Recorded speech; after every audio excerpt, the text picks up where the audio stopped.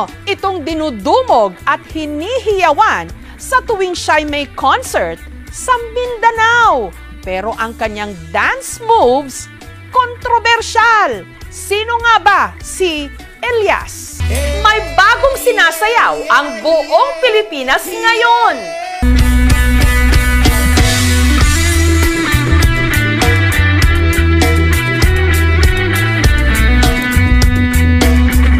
Ito ang signature dance moves ng pinagkakaguluhan ngayon sa mga gigs sa Mindanao.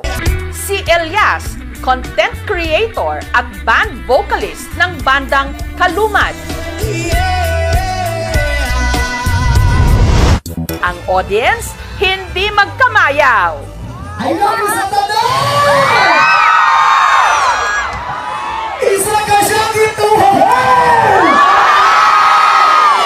At sa mga nagsasabing mahalay ang pinauso niyang dance steps, ayon sa kanya, inspired daw ito ng kanilang hanap buhay. Kapag nagkakat ka kasi ng rubber is pag ganon. Ito ang puno, tapos hawakan mo yung puno, tapos kailangan mo ganito ang knife. Hanggang ganyan, hanggang ibaba. Kaya ginawa ko, kumbaga ganyan, tapos ay! Ganon.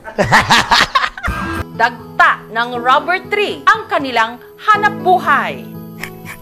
Sa pagtatapping, kumikita ang mag-ama ng 7,000 pesos kada ani. Kaya na makatabang sa mga, kuha na mo pamugas, sa gastos na mo sa among panimalay, maura gid among ginasaligan.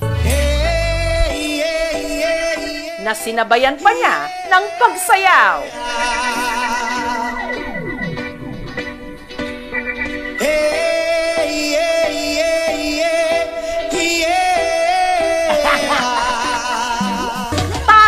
Elias, pag nangarap ka, taasan mo na at ipakita sa buong mundo ang talento ng Tubong Mindanao. Aim high and huha high!